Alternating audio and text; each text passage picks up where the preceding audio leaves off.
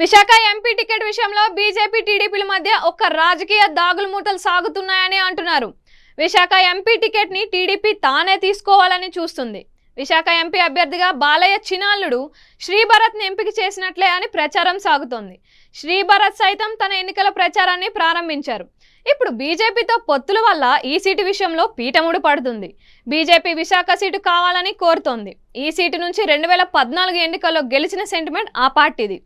పైగా ఏపీలో చూస్తే కొద్దిగా బలం ఉన్న జిల్లాగా విశాఖ ఉంది.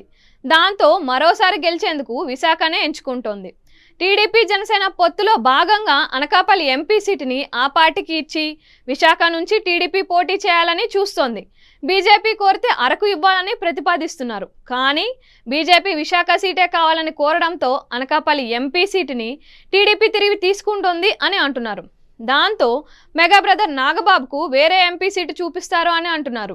విశాఖ ఎంపీ సీటు టీడీపీకి దక్కకపోయినా తమ కుటుంబంలోని వారికే దక్కాలన్న వ్యూహంతో అధినాయకత్వం కొత్త ఆలోచనలు చేస్తోంది. ఈ సీటుకు AP BJP president Daggubati Purandeswari ఆసక్తిగా ఉన్నారు. ఆమెను రాజమండ్రి నుంచి పోటీ చేయించాలని బీజేపీ హైకమాండ్ ఆలోచిస్తోంది. విశాఖ ఎంపీ సీటుని రాజ్యసభ సభ్యుడు జీవీఎల్ నరసింహారావుకు ఇవ్వాలని నిర్ణయించింది. టీడీపీ మాత్రం బీజేపీకి ఈ సీటు ఇచ్చిన పురంధేశ్వరికే పొత్తులో భాగంగా కేటాయించాలని చూస్తోంది అని ప్రచారం సాగుతోంది.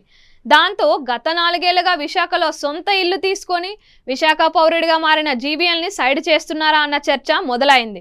జీవీఎల్ బీజేపీ హైకమాండ్ కి అత్యంత సన్నిహితులు. ఆయన ఏపీలో టీడీపీ వ్యతిరేక క్యాంపులో ఉంటారనే ప్రచారం ఉంది. పైగా 2014 నుంచి 2019 మధ్యలో ఆయన టీడీపీ మీద విధానపరమైన విమర్శలు చేసి ఉన్నారు. ఆయనకు పొత్తులో టికెట్ ఇవ్వకుండా చిన్నమ్మకు ఇస్తే మాత్రం జీవీఎల్కి అన్యాయం చేసినట్లే అవుతుంది అని అంటున్నారు. విశాఖలో జీవీఎల్ సామాజిక వర్గం పెద్ద సంఖ్యలో ఉన్నారని అంటున్నారు. ఆయన కూడా అన్ని వర్గాల ప్రజలతో మమేకం అవుతూ వస్తున్నారు. మరి జీవీఎల్కి ఇక్కడ టికెట్ ఇవ్వకపోతే ఎక్కడ ప్లేస్మెంట్ చూపిస్తారు అన్నది చూడాలి.